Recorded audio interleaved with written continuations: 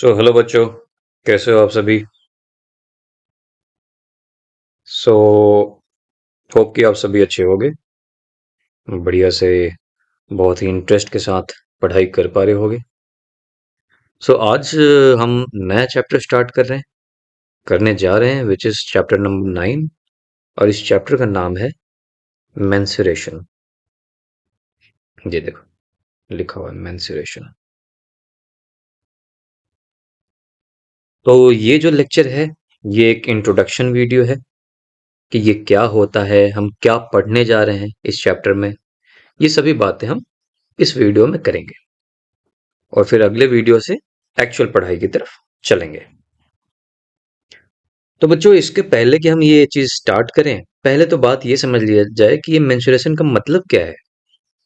क्या मतलब है जो ये टाइटल लिख दिया मेंसुरेशन, इसका क्या मतलब है।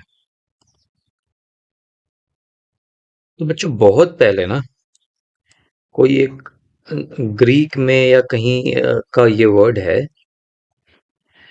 तो मेंसुरेशन का मतलब होता है मेजरमेंट।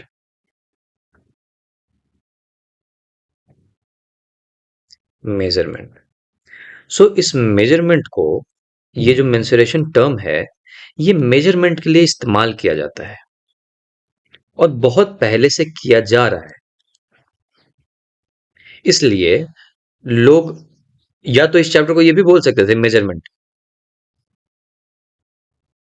लेकिन लोग मेंसुरेशन का वर्ड का यूज इस्तेमाल करते हैं। अभी और पता चलेगा क्यों करते हैं। जब मैं मेजरमेंट की बात कर रहा हूं, तो क्या मैं किसी भी तरीके के मेजरमेंट की बात कर रहा हूं। पहले 2 मिनट के लिए वीडियो को पॉज करो, सोचो कि मेजरमेंट किस चीज की मेजरमेंट होगी। दुनिया में कौन सी ऐसी चीज है जिसकी हम मेजरमेंट करते हैं। सोचो। गाड़ी चल रही है एक, इसकी स्पीड की भी तो मेजरमेंट करते हैं, है ना। ऐसे ऐसे तो नहीं बनता होगा गाड़ी, कुछ ऐसे दिखता होगा। या तुम बोलते ना स्पीड, कितने से चल रहा है गाड़ी। मान लो 30 किलोमीटर पर आवर से चल रहा है, इस स्पीड से गाड़ी चल रहा है। ये भी तो एक तरीके का मेजरमेंट है। ओके। और क्या क्या मेजर करते हो जब तुम जाते हो घर से सामान खरीदने के लिए मार्केट में। तो तुम राइस को लेकर के आता ना, राइस। तुम बोलते हो कि राइस, मैं 2 kg राइस लेकर के आया, या 2 kg राइस दे दो मुझे। ये भी तो मेजरमेंट ही है। मेजर कर रहे हो ना किसी चीज को। तुम वेइंग मशीन पे जब खुद खड़े हो जाते हो, ये है वेइंग मशीन, तो तुम क्या वेट मेजर करते हो, अपना वेट मेजर करते हो। और ये भी आता है, जैसे मान लो तुम्हारा वेट है 50 kg, तो ये भी एक मेजरमेंट हुआ। कुछ और भी मेजर करते हैं हम। आ जाओ। तुम अपने विलेज में गए होगे, तुम्हारे ग्रैंडफादर के पास प्लॉट होगा, पीस ऑफ लैंड जिसको हम बोलते हैं। तो हम बोलते हैं ना कितना अ, जमीन है आपके फादर के पास, आपके ग्रैंडफादर के पास। तो हम बोलते हैं ना 1 एकड़, 1 एकड़ ऑफ लैंड, 1 एकड़ जमीन है। ये एकड़ क्या है, ये मेजरमेंट है। इसी को आजकल लोग दूसरे भाषा में भी बोलते हैं, बोल देते हैं, मान लो फॉर एग्जांपल 6000 स्क्वायर फीट, इतना जमीन है मेरे पास, इतना लैंड है, इतना पीस ऑफ लैंड है। ऐसे भी लोग बोलते हैं 8000 स्क्वायर मीटर, या इसी को लिखते हैं metre square, square metre oblique metre square, है ना, कुछ भी लिख लो। इतना लैंड, ये सब हम अभी पढ़ेंगे क्या होता है, ये स्क्वायर मीटर क्यों हो गया, स्क्वायर फीट क्या है। ओवरऑल बताना मैं ये चाह रहा हूं आपको कि जी, ये सारी चीजें हम रोज अपनी जिंदगी में यूज करते हैं। बोलते हैं इतना एकड़ ऑफ लैंड है हमारे ग्रैंडफादर के पास, हम बोलते हैं इतना केजी राइस दे दो, मैं बोलता हूँ मेरा 50 kg वेट है, मैं बोलता हूँ इतना स्क्वायर फीट ऑफ लैंड है। ओके। और सोचो क्या क्या चीजें मेजरमेंट होती है, और क्या चीजें मेजर करते हो। तुम ग्लास लेते हो, ग्लास में तुम्हारे पानी है या एक ग्लास मिल्क है, तुम बोलते हो ना कि जी 250 ml, 250 ml मिलीलीटर मिल्क। ये भी तो एक मेजरमेंट है। इस ग्लास ग्लास का मेजरमेंट है जिसको वॉल्यूम बोलते हैं। वो सारी चीजें हम देखेंगे क्या है ये सारी चीजें। ओवरऑल मैं ये बोलना चाह रहा हूं कि जी मेजरमेंट तो बहुत सारे हैं दुनिया में, हर तरीके का मेजरमेंट है। जैसे ये केजी वाला बात मैंने आपको कर दिया। ठीक है, टेम्परेचर आ जाओ। जब आप थर्मोमीटर लेते हो, थर्मोमीटर आपको मान लो फीवर हो गया, और फीवर हो गया, फिर आपको पता चलता है कि मेरा जो टेम्परेचर है वो तो बिल्कुल 92 टेम्परेचर आया, 92 डिग्री फ़ारेनहाइट बोलते हैं उसको। तो इतना टेम्परेचर है। ठीक है, तो ये क्या है 92 डिग्री या फ़ारेनहाइट, ये सब क्या है, ये सब मेजरमेंट है। इसको यूनिट बोलते हैं। जैसे केजी एक यूनिट हुआ किस चीज को मेजर करने के लिए। ऐसे सॉलिड वाली चीजें, वेट मेजर करने के लिए, राइस मेजर करने के लिए, स्पीड मेजर करने के लिए किलोमीटर पर आवर हुआ, ये एक यूनिट है। लैंड या एरिया को मेजर करने के लिए एकड़ बना, स्क्वायर फीट बना, ये एरिया ये सब क्या होता है ये सब कुछ देखेंगे। उसी तरीके से वॉल्यूम को मेजर करने के लिए लीटर, मिलीलीटर, इन तरीके की चीजें हुई, या इसी को बोलते हैं सेंटीमीटर क्यूब। हो सकता है अभी समझ में ना आ रहा हो, लीटर मीटर सेंटीमीटर क्यूब ये सब क्यों लिख दिया मैंने, कोई बात नहीं, हम ये सब तो पढ़ने वाले हैं इसमें। लेकिन मैं बताना चाह रहा था इससे एक बात, कि जी मेजरमेंट बहुत तरीके की चीजें करते हैं हम दुनिया में। तो ये सारी मेजरमेंट नहीं पढ़ने वाले हम इसमें। ऐसा नहीं है कि मेंसुरेशन का बिल्कुल स्ट्रेट फॉरवर्ड नाम है मेजरमेंट, या स्ट्रेट फॉरवर्ड मतलब है मेजरमेंट, ऐसा नहीं है। या डिक्शनरी मीनिंग जो स्टार्टिंग में आया है, मेंसुरेशन वर्ड कहाँ से आया है, तो मेजरमेंट से आया है, मैंने ये बताया। बट जो हम इस क्लास में पढ़ने वाले हैं वो है जियोमेट्रिक मेजरमेंट। तो मेंसुरेशन का अगर असली अर्थ देखें मैथमेटिक्स में, जो तुम्हें पढ़ना है वो है ज्योमेट्रिक मेजरमेंट। कोई भी ऐसी चीज जो ज्योमेट्रिक ऑब्जेक्ट हो, या इसको ऐसे लिख देते हैं और समझ में आए, ज्योमेट्रिक ऑब्जेक्ट, उसका मेजरमेंट। तो जैसे स्पीड है, speed is not a geometric object, इसलिए हम ये नहीं पढ़ने वाले हैं। वेट है राइस का, ये एक ज्योमेट्रिक ऑब्जेक्ट नहीं है, इसलिए हम ये नहीं पढ़ने वाले हैं। लेकिन हाँ, एक पीस ऑफ लैंड ये एक ज्योमेट्रिक ऑब्जेक्ट है। एक ग्लास ये एक ज्योमेट्रिक ऑब्जेक्ट है, जिसके हम वॉल्यूम, जिसके हम एरिया के बारे में पढ़ने वाले हैं।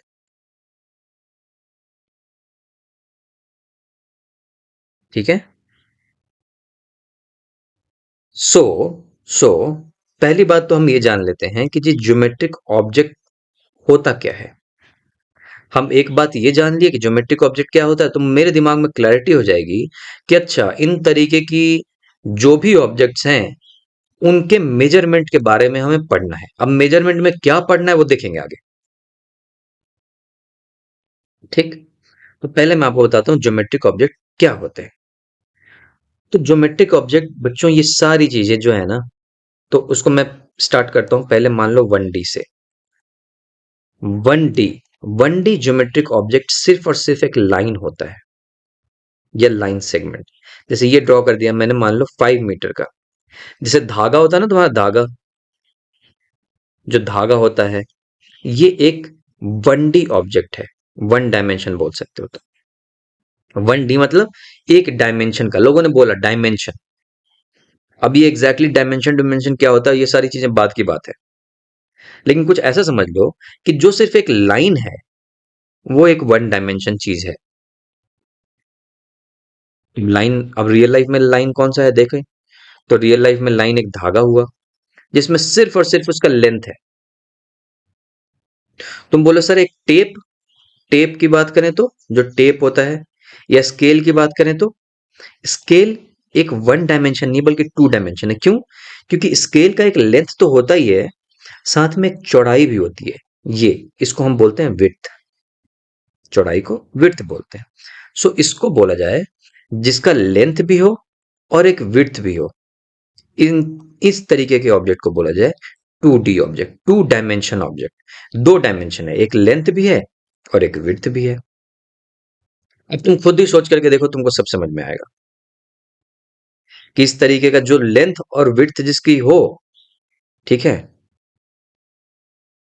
इस तरीके के जो ऑब्जेक्ट बनेंगे उसको टू डायमेंशनल ऑब्जेक्ट बोलेंगे। ठीक है। तो तीसरा डायमेंशन क्या होता है? तुम अपने घर पे बैठे हो तो बिल्कुल तुम्हारा जो जो जमीन है, जो लैंड है, जो सरफेस है, बेसिकली ये टू डायमेंशन है। टू डायमेंशन मतलब इसको सिर्फ और सिर्फ दो चीजों से मैं बता सकता हूं, आई मीन लेंथ और इसके विड्थ, इन दो चीजों से बता सकता हूं। इसकी कोई हाइट नहीं है। नहीं समझ में आया? जैसे मकान है, ये एक थ्री डायमेंशनल ऑब्जेक्ट है क्योंकि इसकी हाइट भी है। तो अब मैं यहां से दिखाता हूं।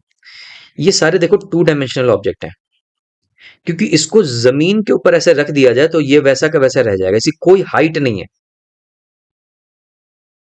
तो जो मैंने यहाँ पे डिफिनेशन दिया था कि सिर्फ लेंथ और विड्थ हो सकता है, हाँ ये एक सिनेरियो का डेफिनेशन है जिसका सिर्फ लेंथ और विड्थ तो हाइट नहीं हो।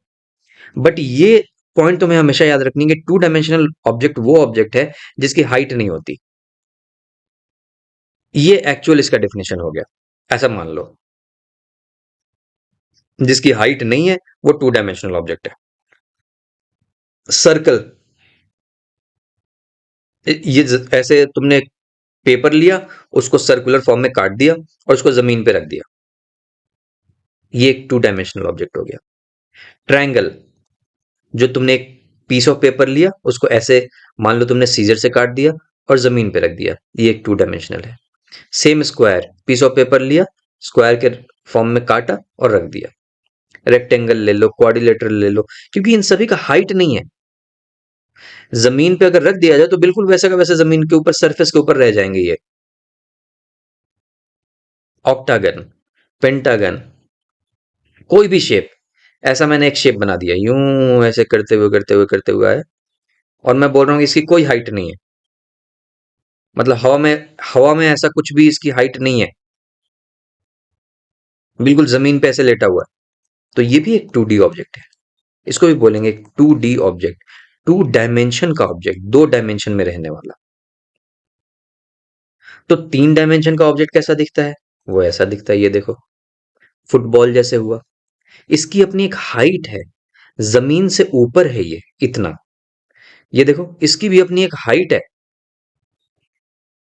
कुछ पोर्शन है जो कि जमीन के ऊपर है, ये वाला जमीन के ऊपर रखा हुआ है, लेकिन इसकी अपनी एक हाइट भी है, जमीन से ऊपर है।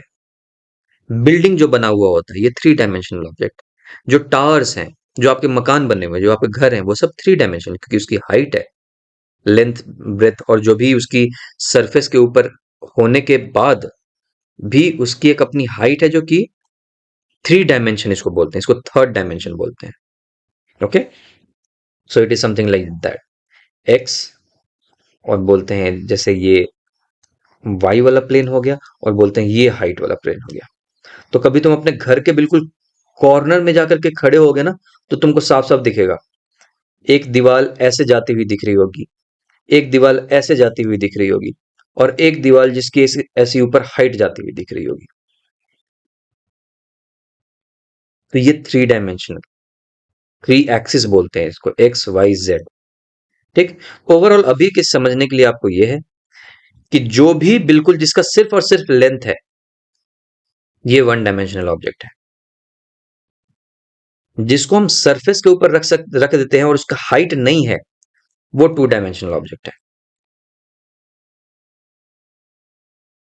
और जिसका हाइट भी है वो थ्री डायमेंशनल ऑब्जेक्ट है। जैसे ये बाल्टी, जैसे तुम्हारा ग्लास, जैसे तुम्हारा बुक, इसकी भी अपनी हाइट है, देखो ये जमीन से इतना ऊपर। ये सारे थ्री डायमेंशनल ऑब्जेक्ट हैं। तो ये जो 1 डायमेंशन, 2 डायमेंशन और 3 डायमेंशन के जो ऑब्जेक्ट है बच्चों, इन ऑब्जेक्ट्स को इन ऑब्जेक्ट्स को हम बोलते हैं ज्योमेट्रिकल ऑब्जेक्ट्स। Geometrical objects. और इन्हीं का मेजरमेंट पढ़ना है हमें इस मेंसुरेशन में। अब समझ में आ गया? देखो, ज्योमेट्रिक ऑब्जेक्ट का मेजरमेंट हमें पढ़ना है। फिर हमने देख लिया कि जी ज्योमेट्रिक ऑब्जेक्ट क्या होता है। तो हमने देखा कि ज्योमेट्रिक ऑब्जेक्ट 1 डायमेंशन वाले हो सकते हैं, 2 डायमेंशन वाले हो सकते हैं ऐसे, 3 डायमेंशन वाले हो सकते हैं ऐसे। इन सभी को अगर मेजर करना है तो मुझे मेंसुरेशन पढ़ना पड़ेगा। ये है मेंसुरेशन। अब बात आती है कि इसको क्या मेजर करें, उसमें क्या मेजर करें उसके अंदर। तो आ जाओ, अब वापस चलते हैं एक एक पॉइंट लेके। 1D ऑब्जेक्ट की बात करें, ये सारी चीज हम पढ़ेंगे डिटेल में।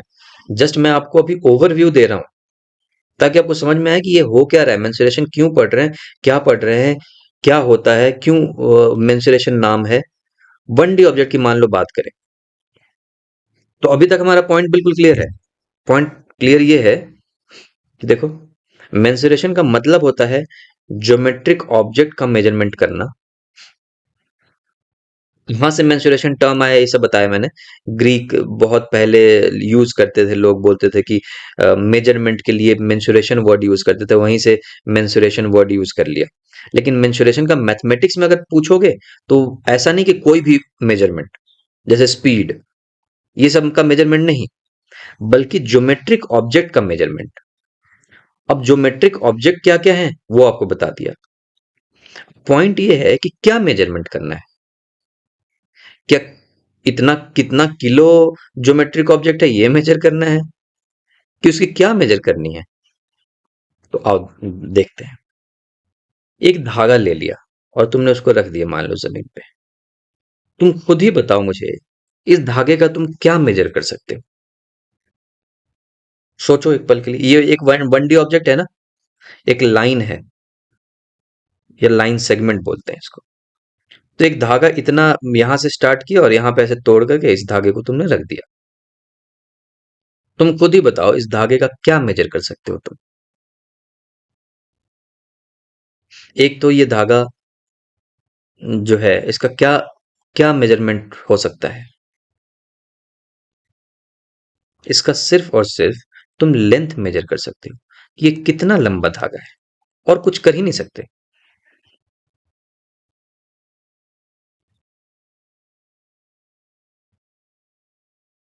ठीक है, और कुछ तुम इसमें, कोई इसके शेप की चीज तुम मेजर कर ही नहीं सकते अदर देन इसका लेंथ। तो इसलिए 1D ऑब्जेक्ट में जो ज्योमेट्रिक चीज हम मेजर कर सकते हैं, ओके, ज्योमेट्रिक चीज जो हम मेजर कर सकते हैं वो सिर्फ और सिर्फ लेंथ होता है। 2D ऑब्जेक्ट की बात करूं, एक 2D ऑब्जेक्ट बना ले कुछ ऐसा, ऐसा, ऐसा, ऐसा। इसमें तुम क्या ज्योमेट्रिक मेजरमेंट कर सकते हो, खुद सोचो।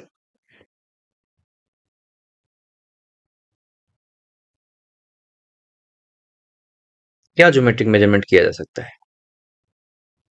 मान लो ऐसा पीस ऑफ लैंड हो तुम्हारे पास, तुम्हारे घर पे जमीन हो, क्या मेजर करोगे इसमें। तो इसमें जो मेजर करेंगे वो ये है कि मान लो मैं यहाँ पे खड़ा हो गया और मैं यहाँ से चलता गया चलता गया चलता गया, अपने जमीन के बाउंड्री पे चल रहा हूँ, चल रहा हूँ, चल रहा हूँ, चल रहा हूँ, चल रहा हूँ, चल रहा हूँ, और वापस मैं यहीं पे पहुंच गया। तो मैं कितना डिस्टेंस चल लिया, इसको बोलते हैं पेरीमीटर। पेरीमीटर इसी को बोलते हैं।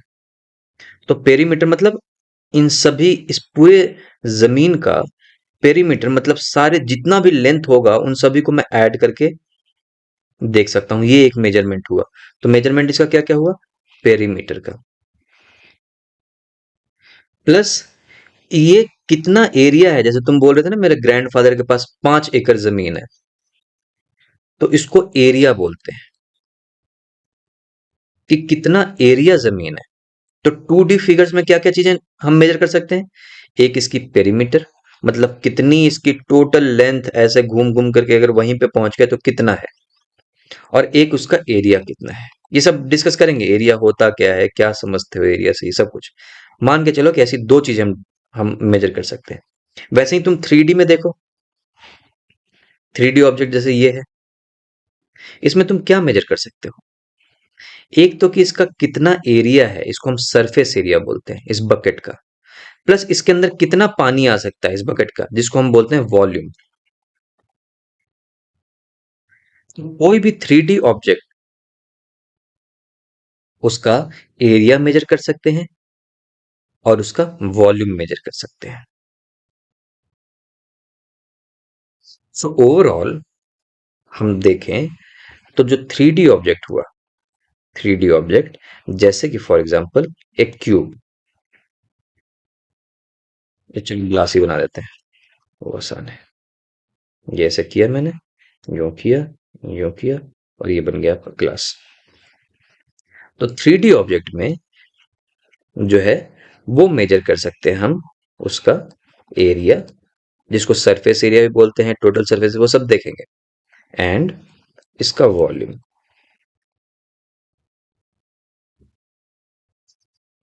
हमें अपने क्लास में ये चीजें पढ़नी है ओवरऑल, कि कोई एक लाइन है, 1D ऑब्जेक्ट है, उसका लेंथ कैसे मेजर करें। उसमें कुछ भी नहीं कर सकते, स्केल से ही मेजर करना पड़ेगा। 2D ऑब्जेक्ट है, उसका पेरीमीटर कैसे मेजर करें और एरिया कैसे मेजर करें, और क्या कोई फॉर्मूला है कि कोई मुझे सिर्फ और सिर्फ एक साइड के बारे में बता दे तो मैं एरिया निकाल लूं। सिमिलरली वॉल्यूम के लिए क्या कोई फॉर्मूला है? इस 3D ऑब्जेक्ट के एरिया निकालने का कोई फॉर्मूला है? फॉर्मूला कैसे बना है, क्यों बनाया गया है, और कहाँ से आ गया है वो फॉर्मूला, वो सारी बातें हम देखेंगे। तो ओवरऑल तुम्हारे जो समरी है वो कुछ ये है